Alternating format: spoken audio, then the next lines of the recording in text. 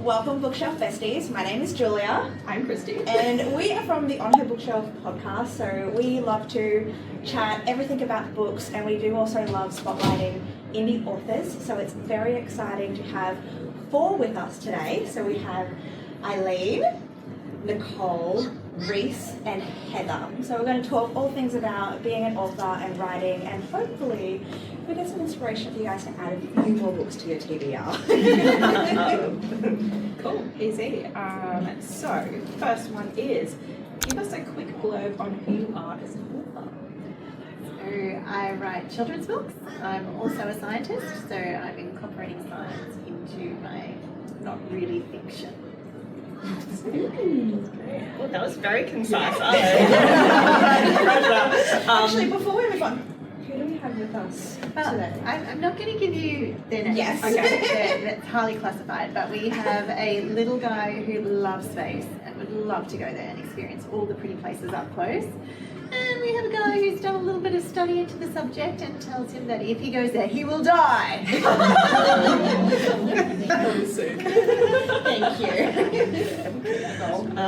Hi, I'm Nicole. I am an author of non-magical fantasy. So think like Game of Thrones with political intrigue and sword fighting. I like to call it all swords, no sorcery fantasy. Interesting. I'm Rhys, so I'm mainly a modern fantasy writer. I'm trying to write a bit of romance and horror now and then, but mainly fantasy. So. Hi everyone, I'm Heather, HM Hodgson. I write witchy, urban fantasy, paranormal romance. It's high on the spice, high on the kill count, and it's all on the page. And a little bit of action intrigue. Love it. So, I guess moving on to that, if you could describe your book in 3 words, what would they be? We'll just kick off down the line. Space is deadly.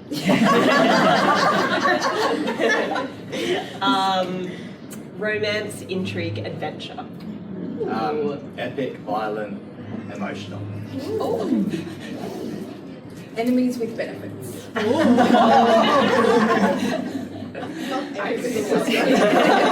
Lots of good benefits. Okay, what's one tiny detail in your world you're absurdly proud of? I'm absurdly proud of an illustration brief that I gave that came off really well because it's a graphic novel, and we were talking about really hot things, and after this guy was explaining the really hot things, this guy said, "Oh, how hot's lava?" And he said, 1,000 degrees, and he said, "Oh, that's quite chilly." And the picture is of a volcano in the background erupting, and this little guy in a scarf all smothered in the front. It's so hot. That's so sweet. Something I'm absurdly proud of.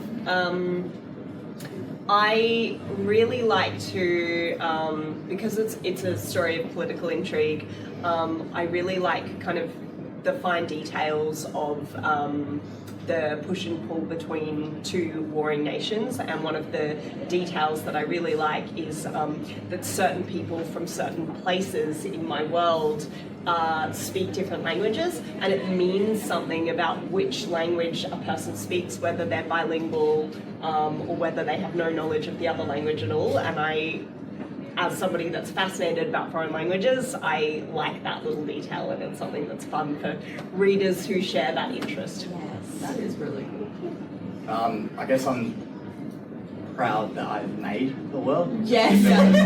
It was definitely a struggle trying to get it all together, but in my world I basically split into 3 islands, and each island is specific for its own element.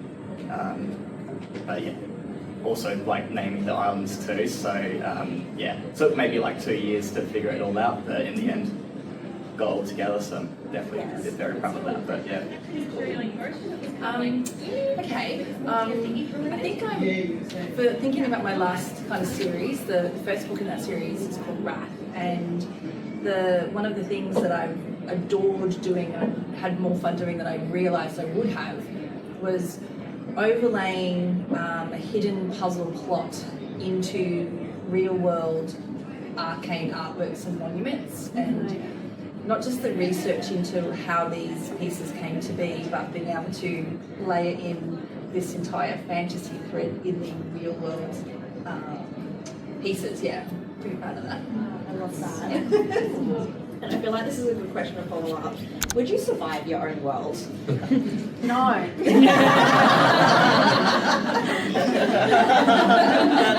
That's the full Self-explanatory. I think it depends on the part of my world that we're talking about. So the book is called Anarchist Underground, and that is also the name of the criminal underbelly of the city, where all the kind of nefarious stuff happens, and it's a law unto itself, and the kind of law enforcement people in the city just stand by and let them just burn in destruction. That part of the city I certainly would not survive, but I think if I was just like, you know, a peasant selling my wares in the market, innocently just living my life, yeah, I'd probably survive. Just like a side character. Yeah, I would absolutely. As like a background character, I would definitely survive. I'm going to say yes, just because the story is meant to be my own perspective. Yep. So spoiler alert, I do survive the story to the end.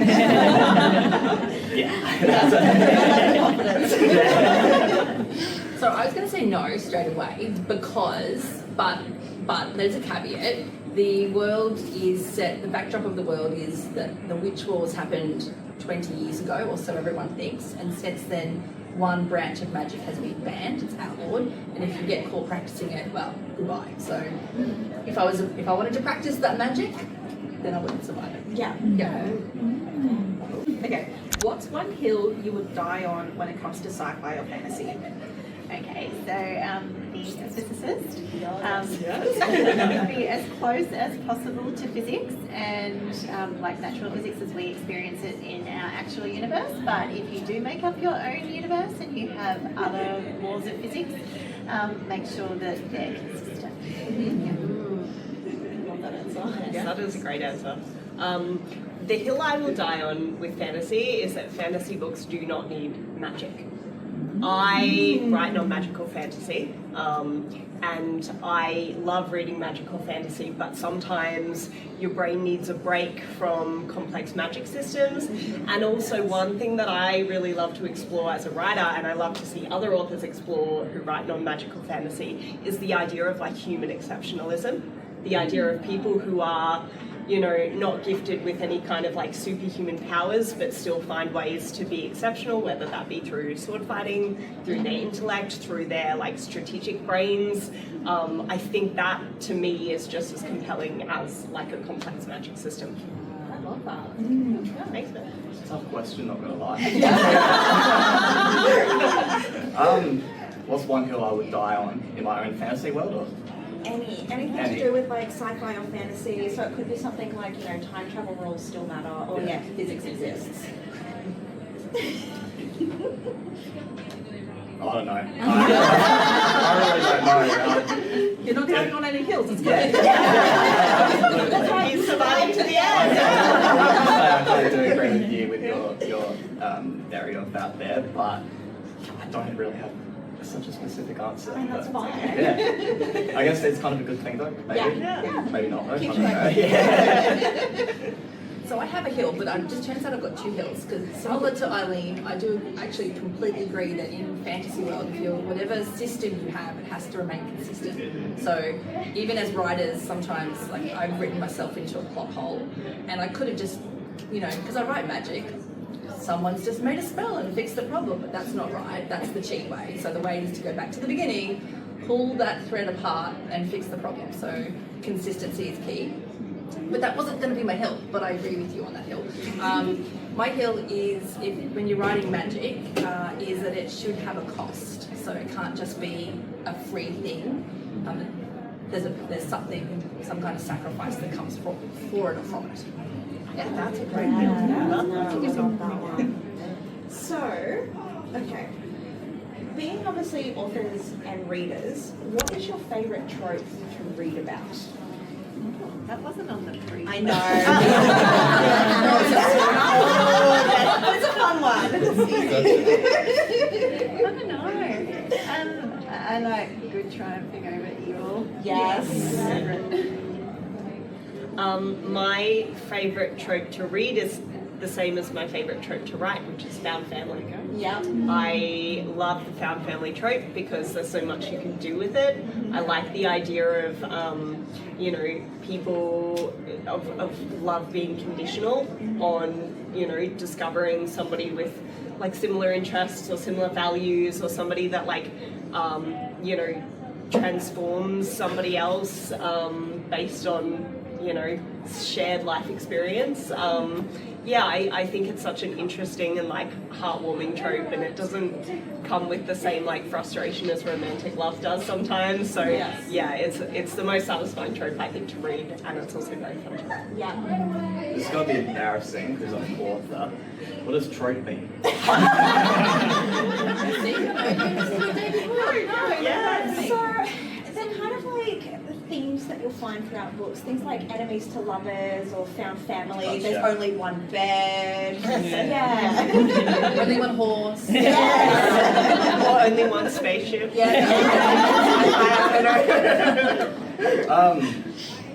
Yeah, right, okay.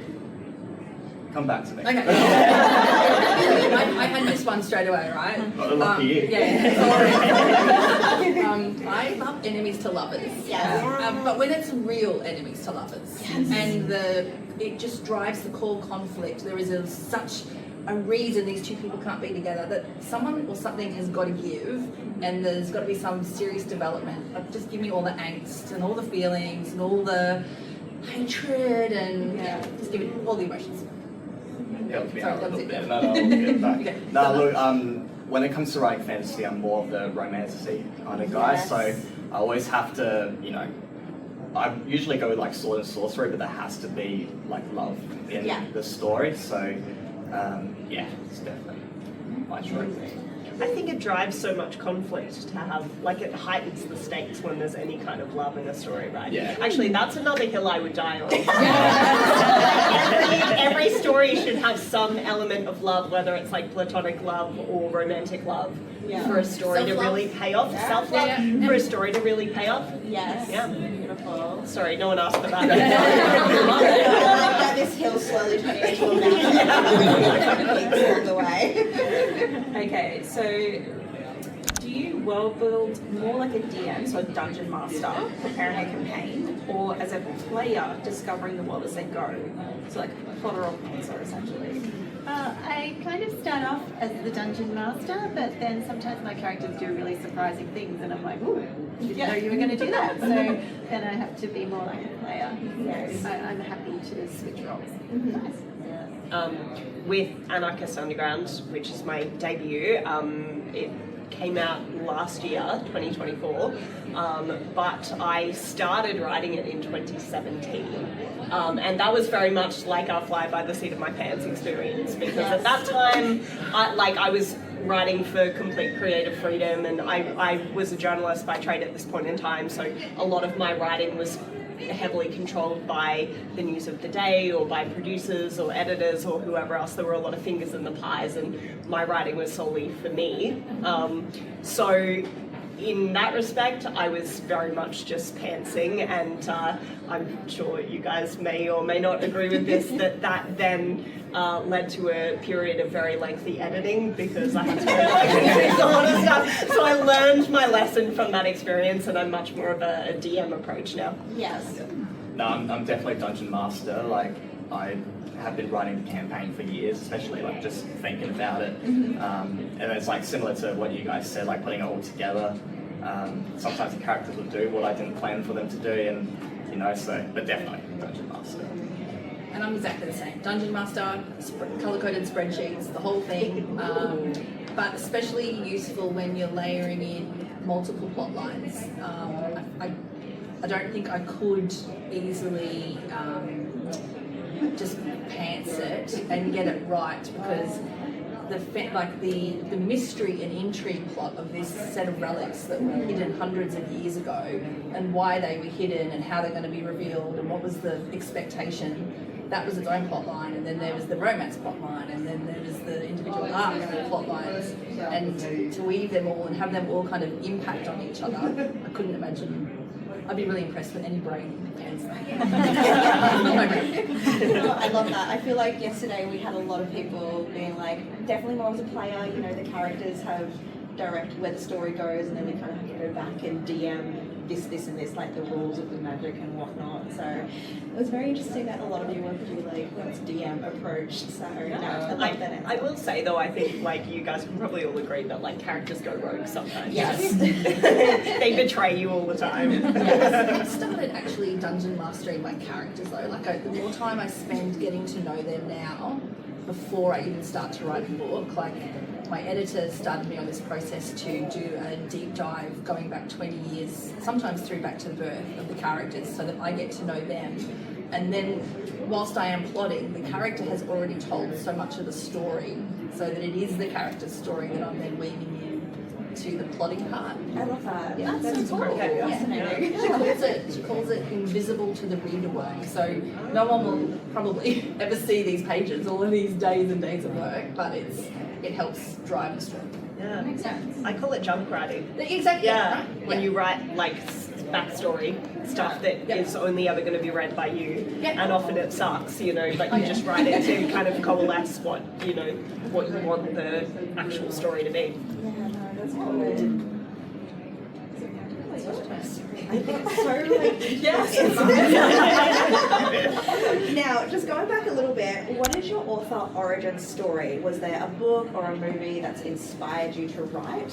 Yeah, the Harry Potter series. Yes. I started reading that when I was writing up my PhD, and I thought, oh, I really want to write this. Read this. I would rather do this than go and write up my PhD. I've got a fair bit of freedom, so I could get to uni a bit late. And then I thought, while I was writing, I thought, well, I'd rather like write for people who want to read, like in their spare time, and maybe want to skip work and read, rather than just writing dry sciencey stuff that people have to read because they're doing research in the same field and they have to be current. So I thought, I'll just switch from writing to those who have to those who want to read. So like writing for like an escape of reality, Yeah. I love that. I don't know if I have a particularly good answer to this. I don't think there was one piece of media that influenced me to write. I always liked to create things, and then I sort of already gave the answer to this before, which is that when I was younger, my profession was working as a journalist, and in that situation you're kind of beholden to all of these external factors with the writing that you produce, and I really I was craving the freedom to just have complete creative control, which is also what drew me to fantasy. The fact that, I mean, as Heather said before, there are still rules and things that you have to follow, especially in non-magical fantasy where you're restricted by the humanity of the characters. But yeah, I liked the idea of having complete creative control, so that's what inspired me to write in the first place. Definitely movies. I kind of grew up wishing I was the one that created, like, Lord of the Rings, Harry Potter, all of that. But I never wanted to film movies or anything like that.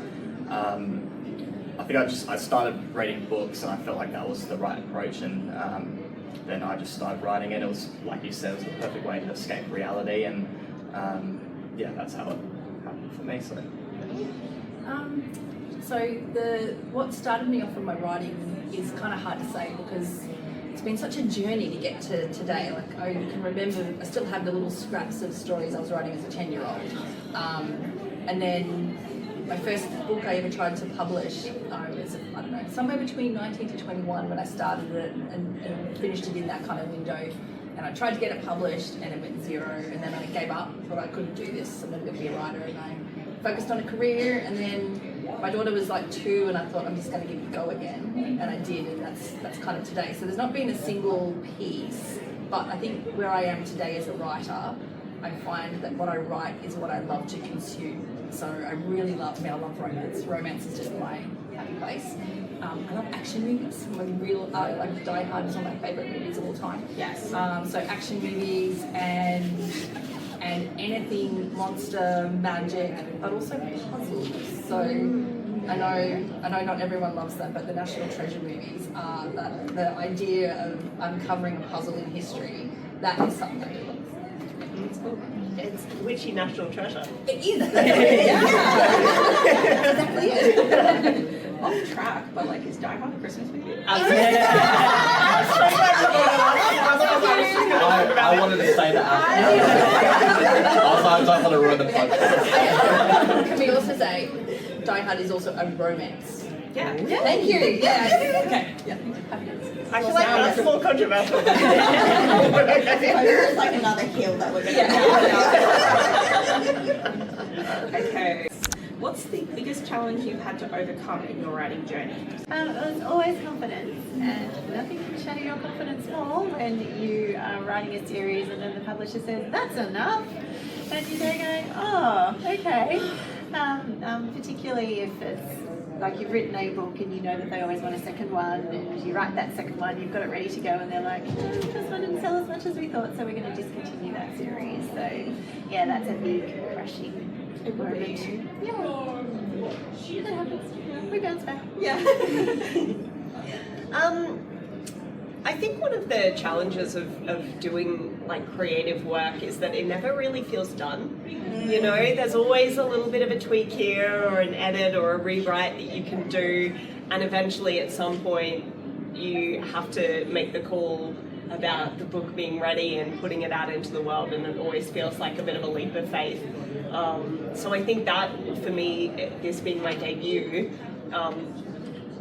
feeling like the story of the book was actually done was a hard call to make in the first place. But now that it's out in the world and I'm looking back on it, it feels ready, and you know, I'm happy with the end result. But yeah, I think that's a really hard part. Do you guys agree with that? Absolutely.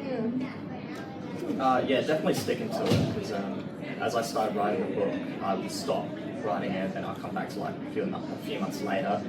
It was really just trying to find the motivation, but then also when I did finish it, I had like sent it to editors and they told me like, you know, it wasn't really good. I didn't study writing much, so that was probably an even bigger challenge, like trying to relearn it. So I had to actually like rewrite the entire book, and yeah, that's probably the biggest challenge I had to face. I think sometimes the edit is harder than the actual writing of the story itself. You just made me think of something. I wasn't going to call it maybe the first one, but listening to what you've said, kind of, for me, it all comes into balance, and like finding balance as an author between the time we spend writing, the time we spend tweaking, the time we spend marketing, and also the time we spend listening to other people.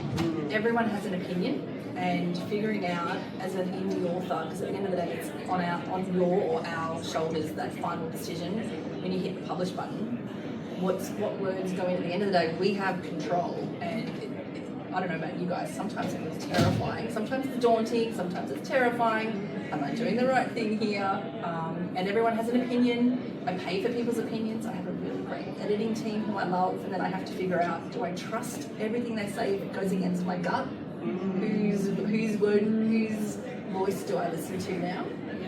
Choosing your beta readers, your ARC readers, friends and family who might want to read it because they love you, but are they actually, what do you call it, like bias? Your target market. Yeah. Are they the buyers? Are the people who are going to want to read the book? So And it's also just like, are they actually going to tell me, is it good because they're being nice? exactly. Or, Yeah.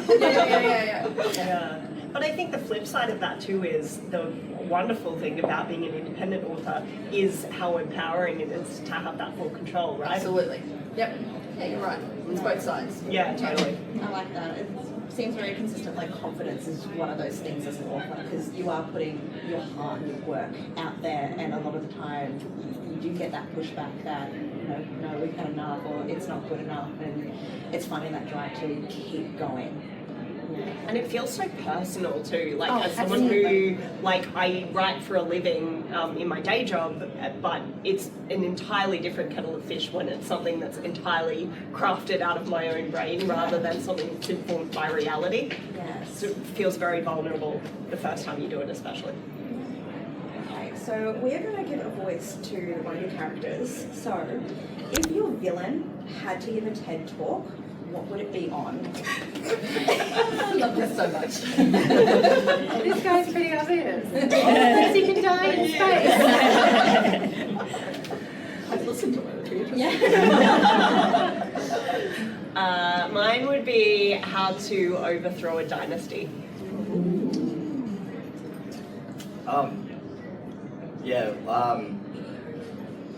Trying to figure out how to say this. I guess my villain would talk about bringing balance. So he's basically in the story, the world, like all the kingdoms, they slay monsters, they slay like orcs, goblins, all that, and he thinks they're good, and he doesn't like, you know, how one side's always going against the other, and he was like abused when he was growing up as well, so he felt like he was in the monster's place. So I think that's what he would do a TED talk about, just trying to balance it all out, be fair, be family. That actually sounds really wholesome. Yeah. He's not a nice person. Interesting. I like that. So he's gaslighting us, or? Sorry. I reckon he is that. Yeah. Okay, so my villain would gaslight us too, don't worry. Totally gaslight us. Her TED Talk would be a guide to creating the most beautiful world through the benevolence, I can't even say the word, and wonder of the divinated coven.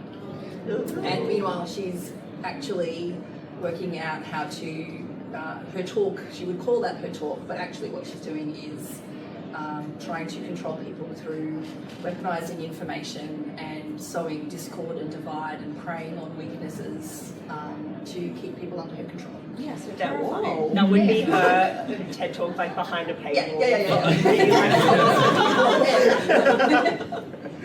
Okay, so these are like more writing process. What's the weirdest piece of research, you've ever had to Google for your book? So I'm a physicist, not a physiologist, and my book has exactly what happens to a human body in the varying extreme environments of space. So I was actually looking up what happens to your body if you inhale sulfuric acid, and that was probably the weirdest one, but quite a few things I googled.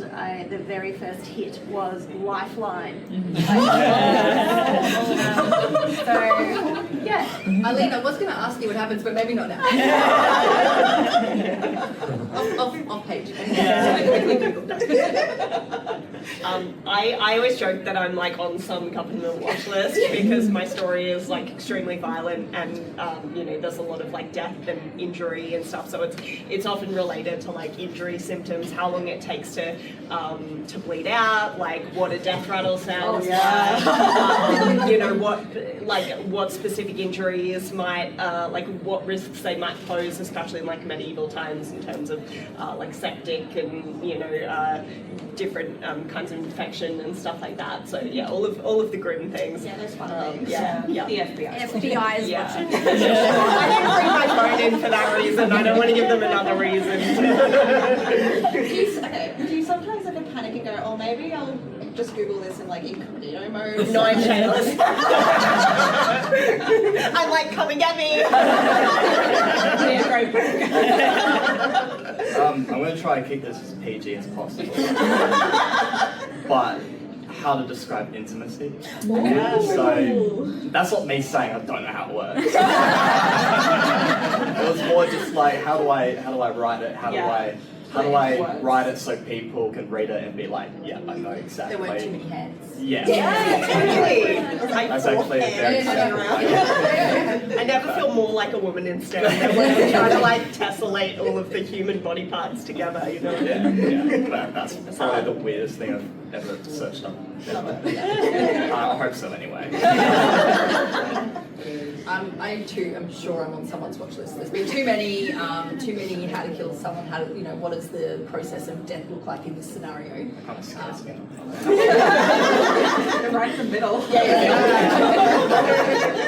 I did blow up the Vatican in one of my books, so I feel like that's like physically, not like literally in the story. You've got it exploded, like there's an explosion. So I did Google that. As long as you didn't Google how to blow up the When you look at the doors and all the features and so I'm sure there's a watch list. But the funnest parts, the most fun, sorry, children. They're fine. Because I write spicy romance, and one of the elements of my stories is that a lot of the, for example, with Rat, there's a rumour that the main character has a magical peen. And so, because it's based on... Didn't Google that, did I? Not yet. Well, no, I only recommend checking it out. So because I just Googled Celtic mythology penises, and there's, true, and there's actually some really great references, like there's artworks that have been found on archaeological digs. Yeah, absolutely. What is We're researching. for research? That's what I said, it was just research. Wow. We'll circle back when the cameras are Coming out of that sulfuric acid, we can do it. They were absolutely brilliant answers. So I feel like this question's now too tame. But okay, other than Googling the most obscure things, what does a writing session look like for you? It depends on the day and what I can squeeze in. If I've got a book called 50 Ways to Die in whatever, then there's obviously 50 deaths that I should have. And when it's the fourth book in the series, it can't be any of the previous 150 ways. So there's a lot of research. I do colour-coded spreadsheets, so I've got all my ways that I think they will die, and then when I do one, I move it up the top and colour it green and make sure that there's a way that they all logically link together. I love this. A spreadsheet heart is Oh man, mine's psychotic compared to that. Rhys talked before about remaining motivated when it comes to writing, and one of the ways that I do that is by writing out of order, out of chronological order. I write what I'm in the mood for, on any given day. So I might start, for example, with Anarchist Underground. I'm pretty sure the first scene that I wrote was in chapter 17. And then I kind of went forward and back and jumped all over the place. So it really depends on what I'm in the mood for on the day, and then because I'm excited about it, it's just full, goblin mode all over the page. Yeah, I'm a very disorganized person, so I don't necessarily have writing sessions, but when I am in the mood, I just sit in bed, just write. When it comes to working on the layout and all that, I just go on my phone. I've got the notes in my notepad. I'm not very organised, but I just do it when I feel like it, So I'm a little different, purely because this is my gig. So my days are quite structured, and again, my spreadsheet heart, there's something about it. So I have my word goal tracker. So I've got my daily. I've got my percentage that I want to hit, for the week, and then that tallies up, and they're all, for our spreadsheet fans out there, I have the cells colour-coded so that when I hit 50% of my target either day or week, it goes this colour, and then this colour, and then this colour at 100%. So I can keep myself kind of goal-oriented that way. So I usually get up at 5 a.m. before anyone else is up. The house is mine for 2 hours usually, and also write out of order. I write what I'm in the mood to write, because I find that's how I get the best out of the story, when I'm feeling it. If I'm crying as I'm writing it, spoiler alert, book 3, then then hopefully that'll trigger something in the... Sorry. Tell us about that one. Attack over that. Oh no, that was great. The fact that we've got 2 people in here that are spreadsheet orientated makes my number heart so happy, and tracking for nothing. That's hilarious, because you're that, and then I'm the chaos. She's taking my sticky notes away from me. With the books. Do you read your own genre while writing or avoid it completely? I just read whatever comes up. Like, I subscribe to a lot of the publishers' newsletters, and then if I like a book, I'll just go, ooh, and I put it on hold at the library. And every so often one will come up. Like, sometimes I'm 400 and something in the queue, so I never know what's arriving, and I'll just turn up and grab that. Yeah. Yeah, I write what I love to read, so I am always in my genre. Yeah, which I don't think is a bad thing. You know, I think it's good to. I always get so inspired by reading stuff in my genre while I'm writing. Just if it's good quality work, it makes me want to write my book and make it better. So yeah, I definitely. I mean, I love reading romantic fantasy, so that's where I live as a reader for sure. I definitely stick to my own genre, but also the structure of the book. So, like I said earlier, when I had to rewrite the book, I specifically looked for books that were written exactly how I wanted it, also in that genre, that being Fourth Wing. So, yeah. But yeah, so I always stick to the same genre I'm writing, just because, yeah, that helps, but also trying to find the correct structure I want to write it in. So, Can't wait to read your book. I do. I'm the opposite of you guys. I don't read in my genre while I'm drafting, because I just in case. I don't want to get influenced by anything. So that's just my personal thing. I love to, and plus, because I'm writing some really angsty, right now the series, the world's just gone to shit, as in the story, not the world, not the story. And so I've really been enjoying rom-coms, cowboy romance right now, hence the one horse thing. So No, I like that a lot.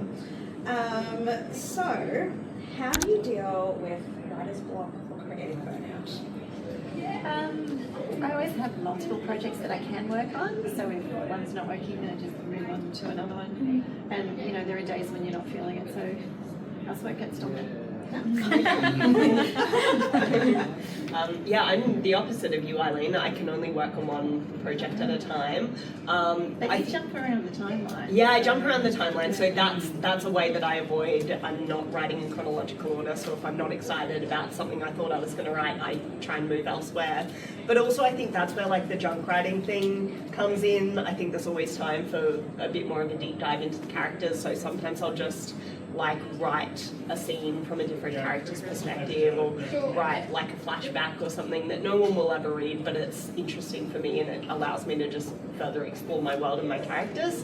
But then also I think like that's also where being an indie author is good, because you can spend time on another part of the gig, like marketing, or you know, something that, especially with marketing, I find it helps me get excited again about the work that I'm doing, so then I get reinvigorated and can jump back into writing.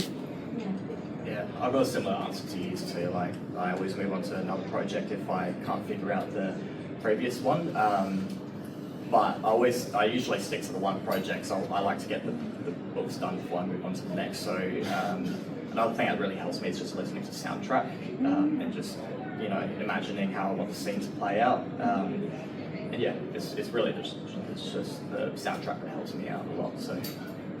Actually, music's one of my go-tos as well. So I create a playlist for every book.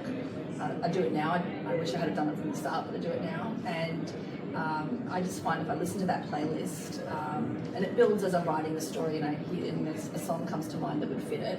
Like if you look at my Spotify last, you know, you get your top songs on Spotify. Oh, yeah. Yeah. So like my wrapped up within my top 5, I think I've got Unstoppable by Sia, Lose Control by Teddy Swims, and those are songs like directly that relate to Weapon, the story I just released. So yeah, I just get myself in the mood via that music. So I just want to follow up on that one further, because obviously we know you both use music as a source of, like, I guess, writing and forming into like the scene that you're in. Do either of you use music as a source of inspiration? No Space Jams or. There's the most recent Guy Sebastian song, I'm going to get it done. That makes me want to get work done. Like, Yes. I find that really motivating, but not related to what I'm writing. Yeah. I do use music, but I can't have music with lyrics playing while I'm writing, so it's always instrumental. I find that certain like movie scores or like instrumental music classical music is good for me. Oh, I like that a lot. So, with your world building, what came first? Was it like the map, the magic, or even just the vibe of the story? Where did the inspiration start? It was definitely the vibe, and then the characters took over from there. Yeah. That's all there was to it. My stories are really character driven, so for me it's always the characters that come first. With Anarchist Underground, I was thinking for ages about what it would be like if you kind of forced together two people with a completely different set of values and completely different kind of outlooks on life and an adversarial relationship and how they might kind of challenge and change each other and eventually grow to kind of have a degree of mutual respect and trust and sexual tension. Next question.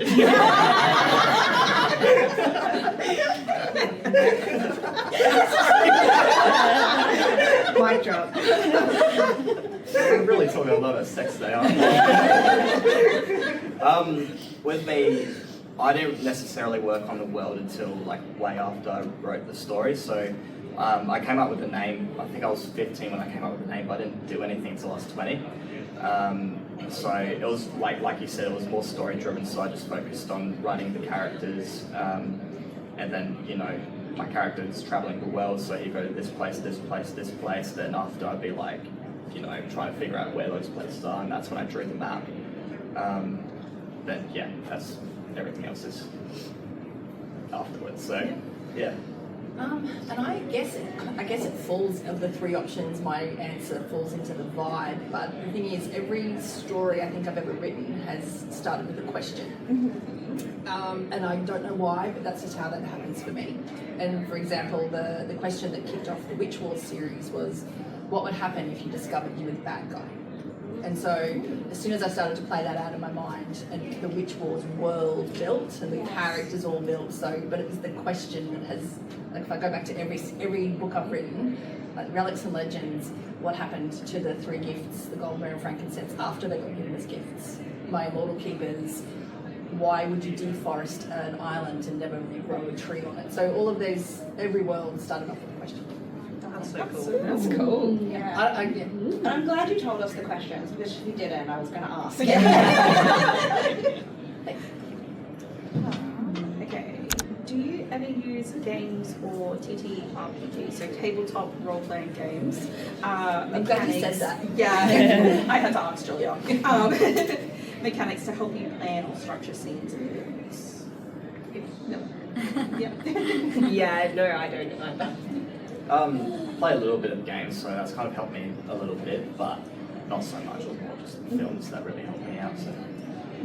I haven't, but I'm open to it. Yeah. There's That was, sorry, even though everyone was like, yeah, no, not really, that was still fascinating to hear, because yesterday we had like a whole panel that were like, yeah, I use minis to help like plan out the battle scenes and everything like that, to get the mechanics of where, say, one character is versus another one, and making sure don't forget that actually they're here and not over here on the dragon. So yeah, that was still so fascinating. That's actually way smarter than the way that I which is just like personally standing in the middle of my lounge room, and then I'll like move over here and be like, all right, so that person's there, and You just call like your friend or partner and be like, hey, I just need you like on the floor for a minute.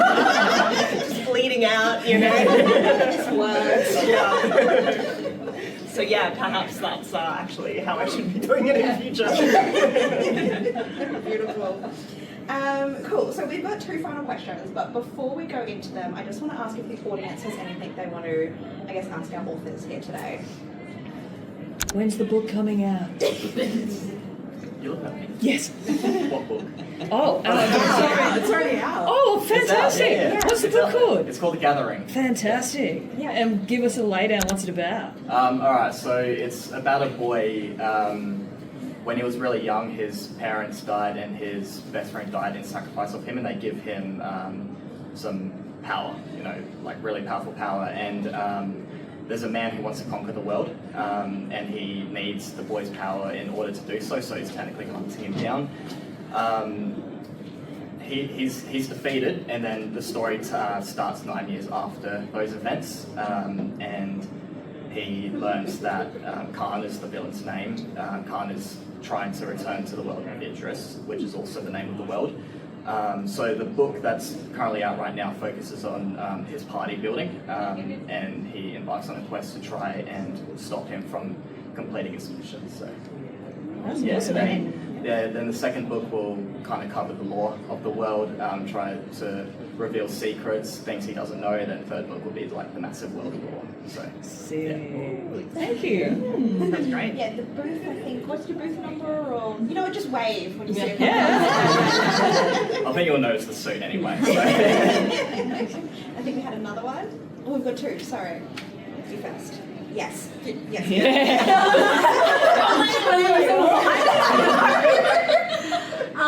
Okay, so if there was an alternate universe, is there a possibility that your villain could be redeemed? Ooh. That's such a good question, Tom. Rename. Redeemed. Oh, redeemed.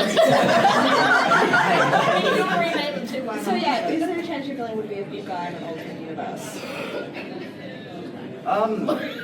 Probably not. No. Probably not. Bit of a spoiler alert, but like I said earlier. No, I said it earlier. So it's not really a spoiler, but like he grew up being abused and all that, and that's why he wants to bring balance. So I feel like unless he was treated a bit better in an alternate world, Okay, might be great. no way he could be redeemed. No way. So yeah. Okay, and you know everybody else as well. I wasn't opening questions. Feels good everyone's asking me questions. Well, my villain thinks he's doing the right thing. He thinks he's protecting this guy from going wherever and dying, so he's trying to just keep him safe.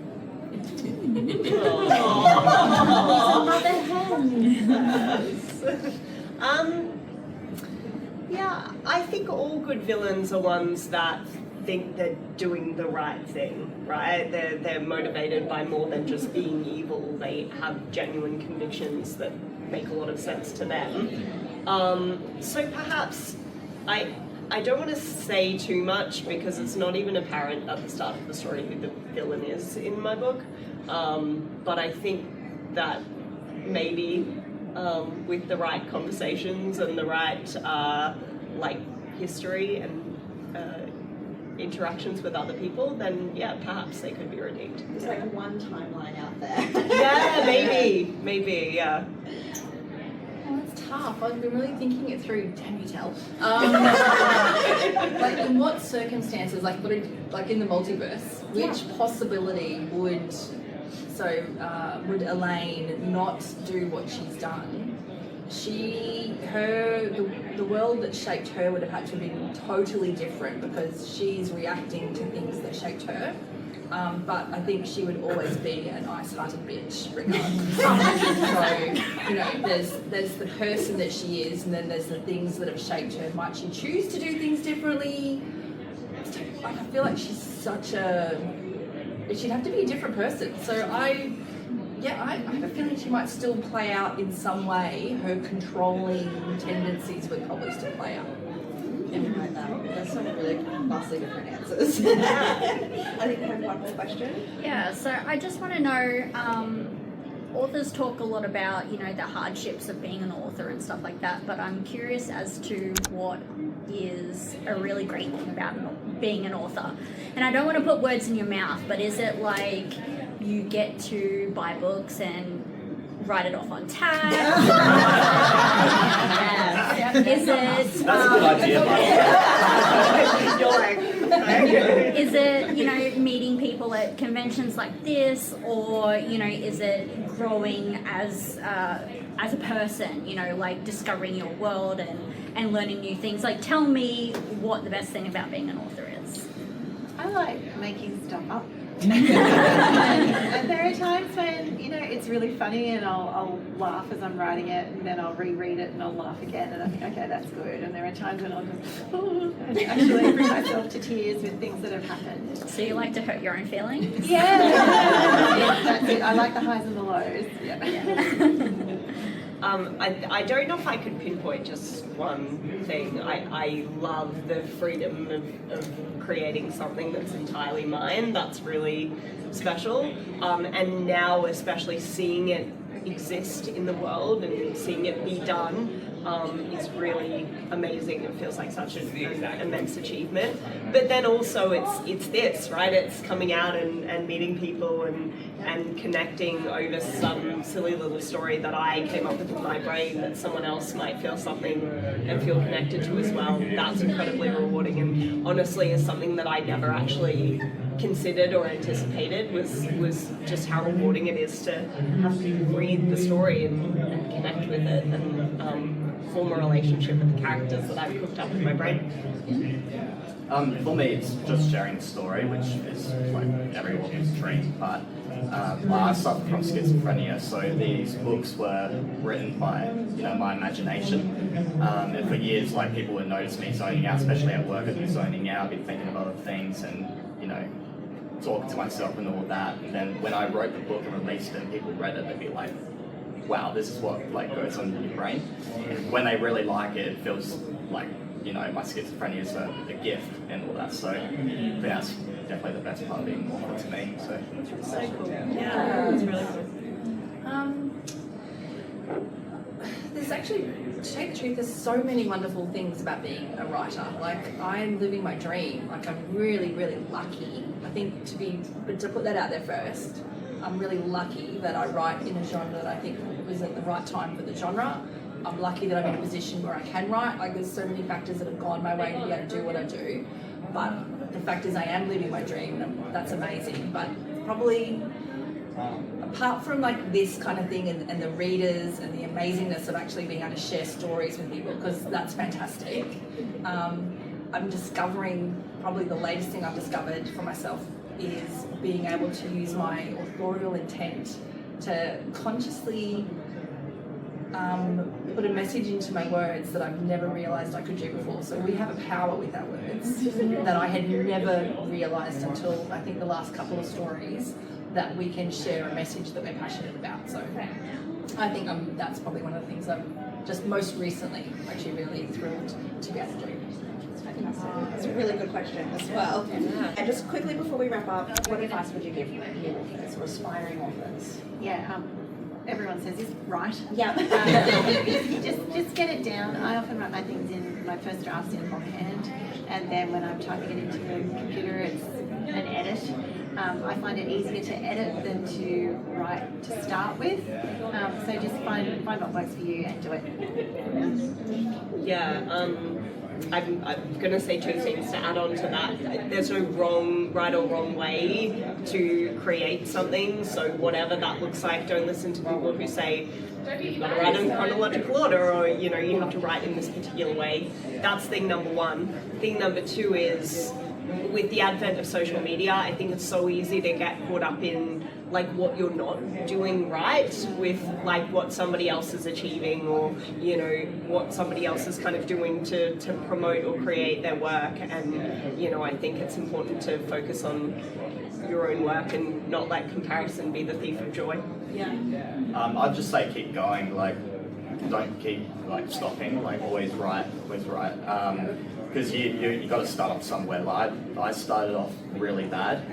Like, my grammar was terrible. The ideas weren't really there, and I wasn't writing every single day. So I'd write a little bit. I'd stop for months. I'd go back to it. I wasn't progressing at all. It wasn't until I kept writing I got better and better and better. So yeah, just keep going. So I totally agree with everything you guys have said, and I might just add, read widely. So the more you read, the more you will consume story, or you will start to understand story. And if you're writing and you want to have some kind of career in writing, and you're not just writing for the love of it, it's a long game. And it is perfectly okay to have a book release and it not be an instant unicorn bestseller. We're in it for the long game. Yeah. What is the best way your readers can support you? There are lots of ways that we can be supported, like as authors, so obviously buying books is great. Borrow books from libraries as well, because a big part of my income is from this thing called PLR and ELR, which are public lending rights and educational lending rights. And so if we have a certain number of books in the library, then we get paid for that. So you're not cheating by reading our books in the library, you're actually helping us. I love that answer so much. Thank you for that insight. Yeah, especially because like not everybody's got the, you know, in this cost of living crisis, not everybody's got the means to go out and, you know, buy a brand new book. But yeah, it's good to know that borrowing from the library is just as valid as a method of support. I'm not going to just say read my books because that's boring. That's what I I like getting on I am going to say unhinged DMs while you're reading my book. Just like if you're thinking something and you want to talk to me about it, send me a message. Like I love hearing and reading what readers are experiencing while they're reading my work. That is really special and amazing. So yeah, please don't feel like you're bugging me. I love it. Coming for you. Yes. well, besides reading the book, It's still such a valid answer. You are allowed to read them. Please. I'd say just sharing them on your social media is really helpful as well, especially if you really like, you want others to read them. It helps us out get more of an audience. But yeah. I'm actually going to say exactly the same thing. A review, you know, your honest review. You never have to review a book in any way other than how you feel about the book, and it's okay if you don't like a book. Although obviously we hope you love it, but you don't have to. But just an honest review. Yeah, because the reviews are for other readers, they're not for us, so putting your honest opinion is really helpful. And we try, well, I think I speak for myself and maybe you guys, we try not to read our reviews, I think, but yeah, they're not for us. And So I'll be real, sometimes a 1-star review can convince me to read Literally. It's a book, it makes me want to read it. at least you felt something, strong feeling. I have to tell you, I have a really good friend. She writes post-apocalyptic romance, and one of her 1-stars was there's too much sex in this book. And so many people have bought it because of the content.